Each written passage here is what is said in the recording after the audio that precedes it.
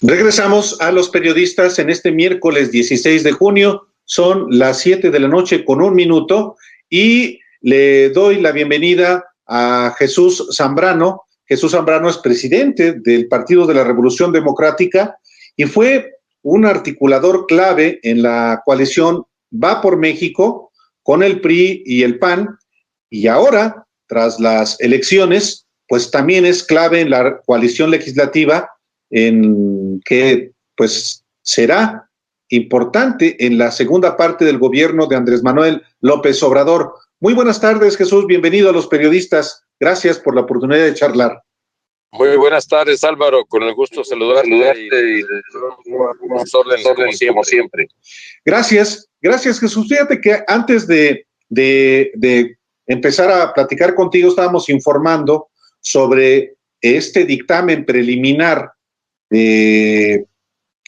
presentado hoy por en una conferencia de prensa encabezada por la jefa de gobierno con la empresa contratada para determinar las causas que llevaron a la tragedia del 3 de mayo.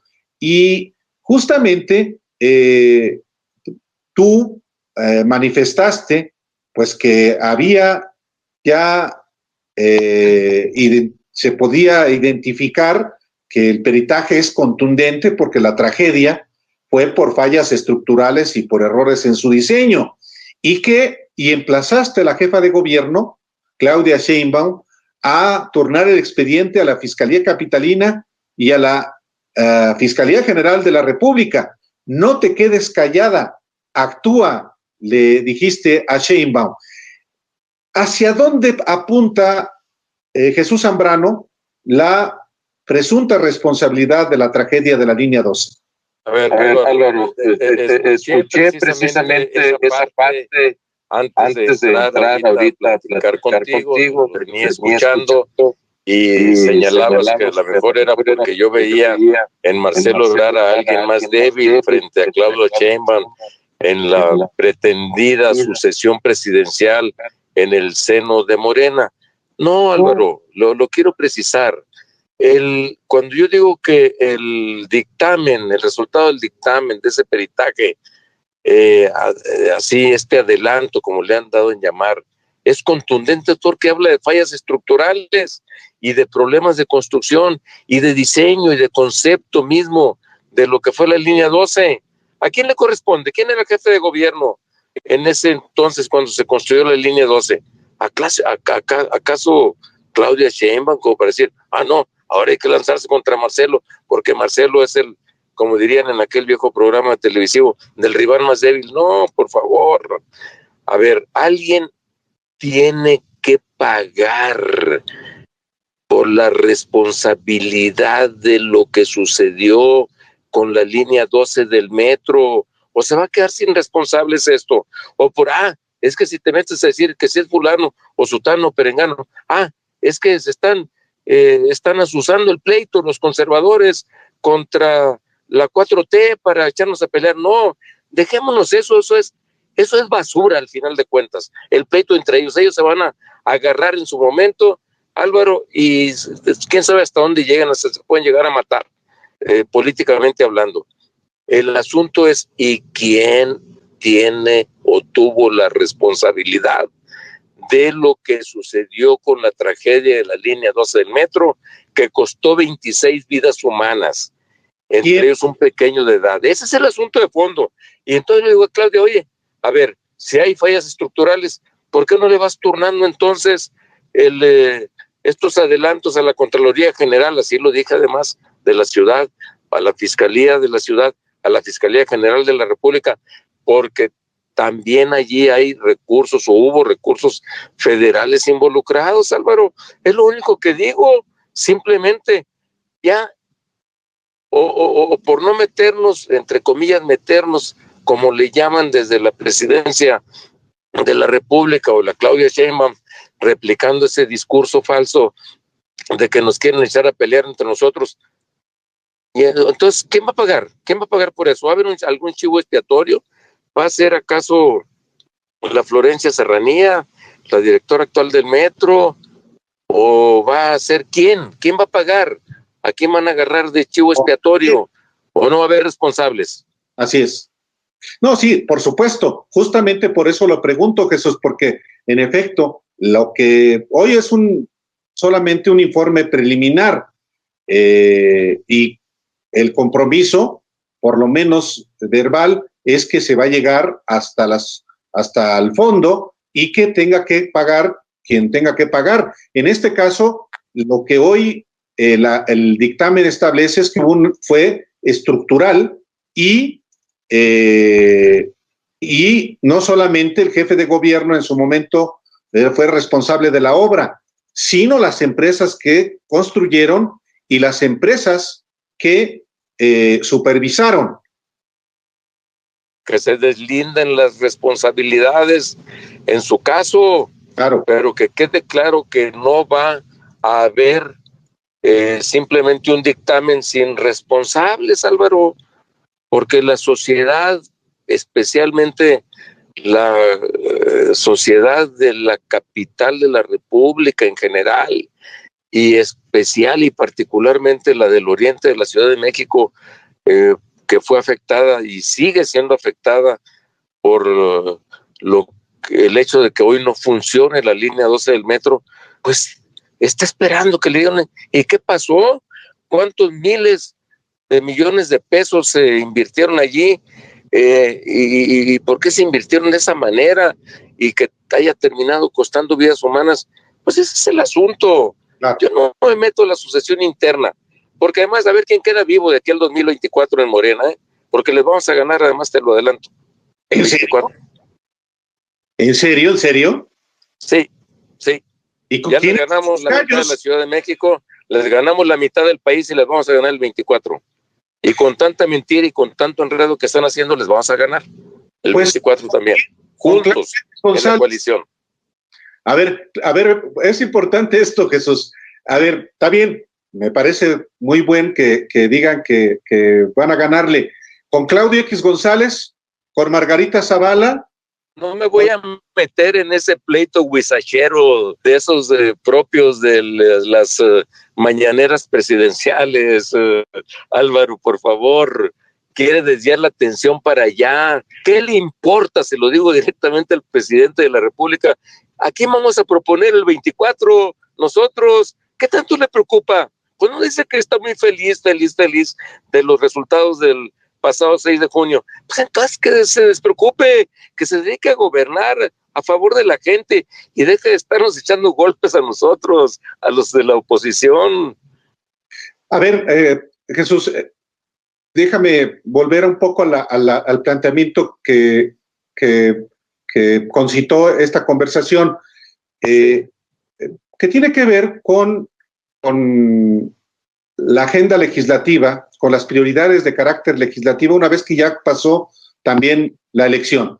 Todavía falta algunos litigios y que se van a resolver en la última instancia, que es el Tribunal Electoral del Poder Judicial de la Federación. Pero digamos que ya están definidas las fuerzas.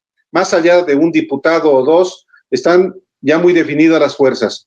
¿Cuáles son las prioridades que como coalición parlamentaria tienen PRI, PAN y PRD en la siguiente legislatura, la legislatura que comienza en septiembre? La gente votó, Álvaro, por que haya un equilibrio de poderes en el país, que no se concentren los poderes de la República en un solo individuo, que defendamos la pluralidad misma, las libertades, los derechos, que preservemos órganos fundamentales como el INE, que una vez más, como lo vimos el pasado 6 de junio, se prestigió como capaz de organizar las elecciones más grandes y complejas del país, y junto con eso también trabajar para que preservemos nosotros o restituyamos nosotros, haciendo propuestas para resolver los problemas del país, para reactivar la economía, que los presupuestos del país se asignen en función de las necesidades para propiciar el crecimiento de la economía, que revisemos lo que son los presupuestos destinados a las obras faraónicas del país. No digo, adelanto, que hay que cancelar el aeropuerto de Santa Lucía o el Tren Maya o la refinería Dos Bocas o cosas por el estilo, que además van a terminar siendo inservibles. Lo he dicho públicamente y lo reitero aquí contigo, pero revisar qué tanto se destina para allá y qué tanto para reactivar la economía, para que en micros, pequeñas y medianas empresas, que fueron centenares de miles que bajaron la cortina en medio de la pandemia y no han podido abrirlas de nuevo porque no tienen los recursos y apoyos necesarios, incentivos fiscales, etcétera, etcétera, pues que se revise todo eso para generar los empleos que se requieren hoy en el país, que pongamos la atención fundamental en esta parte. Y luego hubo derechos sociales que afectaron directamente a las familias, a las mujeres. Vamos a proponer que se reinstalen el seguro popular, por ejemplo, porque se desapareció el seguro popular, dizque porque había corrupción, y se sustituyó por un INSABI que es absolutamente inservible. Vamos a revisar todo eso. Incluso hay un subejercicio de decenas de miles de millones de pesos en el sector salud, mientras que se sigue teniendo problemas de abastecimiento de medicinas, de atención a la gente que va al primer nivel, a consultas, los niños con cáncer, etcétera, etcétera, que ya tenemos 2 años con este problema, sí. Aunque hoy dijo el presidente de la República que ya iban a resolverlo después de 2 años, chicos, después de que les cerraron el aeropuerto el día de ayer los padres de familia, o en las instancias infantiles. Vamos a proponer que se reinstalen y vamos a muy propositivamente a decir, aquí hay recursos, miren, de aquí se puede jalar, de acá, de acá, de acá, y eso en una actitud propositiva de resolver los problemas de la gente para reorientar el rumbo del país. Fue por lo que la gente votó. Por eso, pero nada fundamental por nosotros. A ver, nada más Jesús, pues en efecto, está bien, pueden proponer, pero la misma gente no les dio la mayoría. Ok, pues entonces nos dio la mitad. Ya. Porque la otra mitad de la otra coalición representa la otra mitad y otros quedaron ahí en medio. Sí. El MC y otros. Pero entonces, ¿por dónde van a votar? ¿Por dónde va a votar? Suponiendo, partiendo de lo que tú dices. Correcto. Que no nos dio la mayoría y la mayoría la tiene Morena y su coalición gobernante. ¿Van a votar en contra del Seguro Popular? ¿Van a votar en contra de regresar las estancias infantiles? ¿Van a votar en contra de que se regresen los apoyos al campo? Pues que lo hablen, que lo justifiquen y que voten en contra. Igual en sentido contrario, Jesús, van a votar a favor de las 3 iniciativas de reforma constitucional. ¿Vamos a avanzar en la militarización del país? No vamos a votar a favor de eso. Correcto. Oye, hicieron una reforma constitucional, Álvaro, para crear la Guardia Nacional, que dijeron que iba a estar con mando civil. Nunca estuvo con mando civil. La hicieron una guardia pretoriana, una guardia militar, y ahora que está así, dicen, no, pues ahora todas las funciones de policía hay que regresarlas a la Sedena. ¿Vamos a votar por la militarización del país? ¿Eso es izquierda? No vamos a votar por eso. No vamos a votar por eso. Y en la otra, en la de desaparecer plurinominales. Álvaro, tú y yo que venimos de tiempos viejos, porque nos conocimos cuando yo particularmente desde antes del PRD, en el PMS, en el PSUM, y luego PMS, y luego ya en el PRD, estuvimos luchando porque se abrieran el sistema político para generar las plurinominales, para que lográramos que las minorías, la pluralidad del país tuviera representación en función de sus votos en la Cámara de Diputados, y que en lugar de ir acotando a los pluris, fuéramos ampliando los pluris, o que incluso, yo diría, ¿por qué no hacer un sistema plurinominal total del país? Para que en lugar de que alguien se sobrerepresente por sí mismo, tenga lo que le corresponde por votos. No vamos a regresar al viejo priismo, que es de donde venimos, Álvaro, y tú nos conociste en esta lucha desde la izquierda auténtica, no de esta falsa izquierda que hoy está en el gobierno. Y ahora, mira, cuando llegó Fox al gobierno, que ganaron la mayoría de ellos, dijeron reducir de 200 a 100 los plurinominales, porque eso cuesta mucho. El mismo discurso de los neoliberales de aquel entonces. Llegó Calderón y dijo lo mismo, es más, hasta propuso que se desaparecieran los plurinominales. Lo dijo Fox, con quien tanto se ha peleado López Obrador. Llegó Peña y dijo de 500 a 400, 300 unis y 100 pluris. Y ahora López Obrador simplemente repite el viejo discurso de los que tanto critica de los neoliberales, no, entonces, que desaparezcan los pluris, o sea, porque sabe, no, entonces, piensa, los pluris, no habrá la representación plural de esta, de esto que hoy le quitó la mitad de los votos. Bueno, y la última, la otra que esbozó López Obrador, que es para fortalecer la Comisión Federal de Electricidad. Pues la Comisión Federal de Electricidad, lo de la reforma eléctrica sí, en esa materia. Tienen que hacerse una propuesta integral, Álvaro. ¿Dónde queda la transición energética hacia energías limpias? Correcto. ¿Acaso fortaleciendo la CFE para que siga quemando combustóleo y siga envenenando el medio ambiente como hoy lo tenemos? Tampoco así.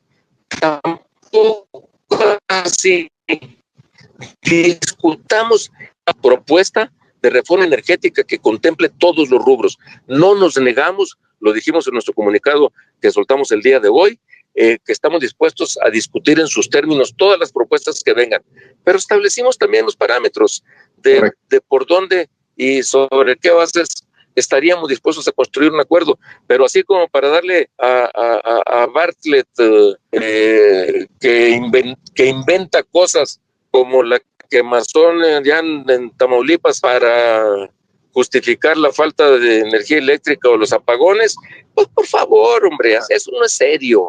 Oye, Jesús, la coalición, ya se consumó la coalición electoral, ya se perfiló y parece que también está consolidada la coalición legislativa. Va a llegar hasta el 2024 esta coalición, va a volverse a armar para la elección federal del 2024. Tenemos hoy, desde luego, el compromiso de trabajar como coalición legislativa para satisfacer y darle cumplimiento a todo aquello por lo que la gente votó el pasado 6 de junio para cambiar la correlación de fuerzas en los términos en que hemos estado platicando ahorita aquí. Luego, sí, como direcciones políticas, ya no como coalición legislativa, porque ellos se circunscriben a lo propiamente legislativo, los diputados y senadores de los tres grupos parlamentarios de la coalición. Ya como coalición política queremos caminar, esa es la determinación, para ir juntos en las 6 gubernaturas, en la disputa por las 6 gubernaturas del 2022, de ir en las candidaturas que se disputen en el 2023, la más importante es la del Estado de México, y también en ese sentido ir generando bases para llegar al 2024. Claro. ¿Con quién a la cabeza? Con quien nos pongamos de acuerdo. En 2 años pueden pasar, Álvaro. Sí. Lo hemos visto tú y yo que hemos vivido esta transformación de nuestro querido México. Cómo en 2 años pueden pasar muchísimas cosas. Hoy estar hablando, oye, que si Claudio X, que si que si aquel, o con algunos dijeron Aguilar Camino, quién sabe quién. Mira, eso es para echarse un cafecito en algún restaurante de ahí de no sé dónde de la ciudad. Jesús, a todo dar, ¿no? Jesús, tú has sido estratégico, fuiste estratégico junto con Jesús Ortega, platicado aquí mismo, lo platiqué con Gustavo de Hoyos, claves en la articulación de Va por México. Ustedes fueron los primeros invitados a la casa de Claudia X González junto con Gustavo de Hoyos, los 4. Después se sumaron al PAN y luego el PRI. Por eso lo pregunto, porque tú eres estratégico en esta coalición, no solamente la que está en curso, sino la que eventualmente ocurrirá en 2024. Justamente por eso lo pregunto. ¿A Claudia X González le interesa ser candidato presidencial? Ya no, ni lo he escuchado decir eso, Álvaro, ni creo que esté pensando en eso. Y además debo decirte que antes de que ciertamente estuviéramos en su casa, quienes tú has mencionado, nos dimos primero a las oficinas del partido, fíjate, allí directamente con Claudio, y luego por aparte echándonos un café, desayunando con Gustavo de Hoyos, y ahí fuimos articulando, porque no es que a alguien le surgió la grandiosa idea, decir, oigan, los convoco, vénganse, porque yo aquí como el neoliberal de moda, me dijo el convocar, se reúnan aquí conmigo. No, hombre, se fueron tejiendo cosas como sucede en la vida real. Aquí no hay nada de sospechosismo ni de que alguien fue. Sí, pero te lo digo con franqueza y así para que la gente que nos esté escuchando lo sepa bien, por lo menos desde lo que es mi propia versión. Ahora, finalmente, decía Gustavo de Hoyos, fueron muchísimas reuniones que comenzaron en marzo y que derivaron finalmente en un acuerdo que se materializó meses después. Pero yo te quisiera preguntar específicamente, el objetivo de Va por México, el objetivo estratégico era quitarle la mayoría a Morena y a sus aliados. Era reorientar el rumbo del país, pero eso, para que reorientar el rumbo del país por el bien de México, para que no siguieran destrozando al país, para que no siguieran haciendo reformas constitucionales a modo, así. Y desde luego pasaba por quitarle la mayoría calificada en la Cámara de Diputados. Sí, ese fue el objetivo estratégico fundamental que nos unificó, y lo logramos el pasado 6 de junio, Álvaro. Nadie pierde lo que no tiene. Morena no tenía la mayoría. A ver, eso es una falsedad en el discurso presidencial. No se lo compres tampoco tú. No. Es una persona muy inteligente, Álvaro. A ver, a ver, mira, a ver, lo que nosotros dijimos es quitarle la mayoría calificada a Morena y a su coalición gobernante. ¿La tienen hoy? ¿La van a tener hoy? No. ¿La tenían antes de las elecciones del 6 de junio? Sí. Hoy ya no la van a tener. No la tenía, Jesús, y ahí sí fue un fracaso. A ver, la coalición gobernante sí, Álvaro. En San Lázaro sí la tenían. ¿Y en claro que la tenían. Ven los números. Por eso, justamente, Morena, Partido Verde. Son sus aliados. Por eso. Siempre, todas las reformas constitucionales fueron aprobadas con votos del PRI, con votos del PAN o con votos del PRD. Siempre, sin excepción. De los que se lograron robar, llevar y comprar, ya no los van a tener. Ya no los van a tener. En ese sentido, Jesús, o sea, fue un exitazo, Va por México. Logramos el objetivo fundamental de evitar que siguieran destrozando la Constitución y sacando reformas a su modo, a capricho del presidente. Ya no lo van a hacer, tendrán que sentarse a dialogar, a discutir y acordar con nosotros, y seremos una voz activa, una parte activa fundamental de esta coalición legislativa en la Cámara de Diputados, y dispuestos a acordar en todo lo que le beneficie al país. Álvaro, te lo puedo asegurar así. Esa es la determinación, la convicción de fondo, y para eso trabajamos. Y pues esa es nuestra nuestro claro compromiso con la sociedad. Oye, ¿sí es cierto que Claudia X González es muy amable como anfitrión? Pues no sé a qué te refieres que sea amable, que nunca nos ha mentado la madre. Bueno, pues los invita a su casa. Bueno, nunca nos ha mentado la madre. Y yo igual, si invito a alguien a mi casa, no llego y le digo, ¿él vienes hijo de tu PM? Pues no, ¿verdad? No. Soy muy amable. Con mis invitados soy muy amable. Yo te lo pregunto porque hubo festejo con ellos Ya un sentido festejo, jamás, hombre, jamás. Es más, después del 6 de junio no nos hemos vuelto a reunir. ¿Y eso? Pues porque no nos hemos dado tiempo, porque cada quien anda en lo suyo. Si es el patrón, Jesús, es el patrón. El patrón tuyo será mío o no. Es el patrón del PRIAN. El patrón tuyo sí, mío no. No, no me ofendas así, Álvaro. No me ofendas así. Patrón mío no, será tuyo, pero mío no. De otros quizás, pero mío no. Ni es mi dueño. Yo me debo al PRD, que quede muy claro. Yo digo, no digo que sea tu patrón, digo es el patrón. ¿El patrón de quién? Pues del PRIAN. Mi patrón no lo es, será de otros, pero mío no. O sea, ni se han reunido, ni han hecho una valoración del éxito que dices tuvieron en esta elección. No nos hemos reunido para nada. ¿Y no piensa reunirse? Pues ya veremos, en función de cómo anden las agendas de cada quien. Pues cada quien tiene sus propias prioridades.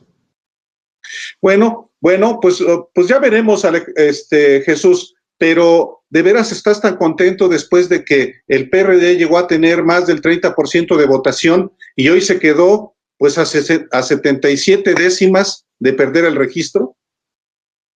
Estábamos antes de las elecciones, todo el mundo nos decía que íbamos a perder el registro, que teníamos 2 puntos y sacamos casi el doble de esos 2 puntos que llevan a perder el registro cuando otros partidos que entraron a la contienda electoral no lo lograron y otros de viejo cuño como el PT quedó abajo de nosotros.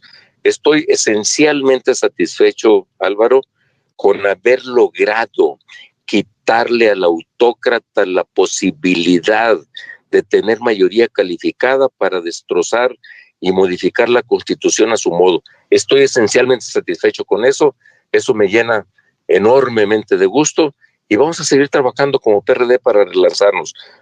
Así, ahí lo dejo. De plano, ya no tienen el único estado que gobernaban. Hoy, ¿cuál es el enclave del PRD en el país? Ni ciudad de... Todavía no terminan los litigios en Michoacán, porque allí no ganó Morena, ganó el narco, como ganó la tuta hace 10 años, Álvaro, y lo recuerdas muy bien.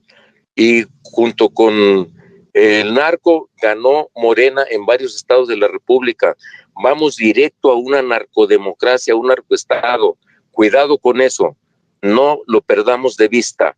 Y Michoacán no está perdido, podríamos incluso llegar a una situación en la que digan, ok, ya, los números finales y las resoluciones del Tribunal Electoral del Poder Judicial de la Federación dicen que ganó formalmente Morena, pero ganaron los narcos. ¿Por qué? En Michoacán. Jesús, ¿qué elementos de prueba tienes? Todos los que ya se han dado a conocer y ahí están presentados ante los órganos electorales y se dieron a conocer el mismo día de la elección, Álvaro. Correcto. ¿Y en Sinaloa ocurrió algo análogo? Peor quizá, peor porque ahí no lo visibilizó nadie. Ahí están saliendo toda la mierda, toda la podredumbre de cómo el narco se apoderó de la elección en Sinaloa. Hasta las guardias militares, las guardias nacionales, cuando les denunciaban la gente que se estaban robando alguna urna, les contestaban los guardias desde las tanquetas artilladas, aquí puro rochamoya. Esa es la realidad, Álvaro, no perdamos de vista el enorme riesgo de lo que está sucediendo con nuestro país, que estamos deslizándonos hacia una narcodemocracia, hacia un narcoestado. Lo sostengo y lo digo de frente. ¿Y qué responsabilidad tiene el presidente de la República? Toda, porque él es el jefe del Estado mexicano. Oye, reconociéndoles el 7 de junio en la mañana, el lunes 7 de junio, la delincuencia se portó bien con ellos, porque les ayudó a ganar. Oye, ¿tú habías escuchado en alguna vez de tu vida, de todo lo que llevas de reportero, escucharle a algún presidente elogiando la delincuencia y diciendo, se portaron bien, porque permitieron que hubiera elecciones tranquilas, pacíficas en el país? Creo que no, ¿verdad? No lo recuerdo, pero además de Michoacán y Sinaloa, ¿dónde dices que operó también el narcotráfico a favor de Morena? San Luis Potosí, por lo menos, y Campeche, en lo que tengo conocimiento, igualmente, y en una parte muy importante también en el estado de Guerrero. Y son elecciones que estarán impugnadas, ¿eh? Todas. Y con Todas. posibilidades de revertir el resultado. Lo que resulte de esa impugnación. Pero no nos vamos a sacar de brazos cruzados, Álvaro, para hacer uso de nuestra facultad, de nuestros derechos, porque yo, después de décadas de lucha, más de 40 años de lucha desde la izquierda real de mi querido México, no me voy a quedar callado para simplemente transigir en que México se vaya deslizando de la peor manera, como nunca lo hubiera esperado, hacia un narcoestado y de alguien que se dice de izquierda. Eso no es izquierda. La militarización del país no es izquierda. Pues para haber ganado, te ves muy enojado, Jesús. No, estoy muy tranquilo. Lo puedo, en todo caso, el enojado es el que está en Palacio Nacional, que dice que está muy feliz. No, en todo caso, lo estoy diciendo con mucho énfasis. Tú me conoces también, tú sabes la manera de debatir, de discutir, de defender mis puntos de vista. Pues vengo de la izquierda radical, de la guerrilla. No me pidas que a estas alturas, pero estoy viendo que México está, cuando veo que México se está pudriendo, no me pidas que me quede tranquilo, que no me exalte. Sí estoy, desde luego, muy preocupado.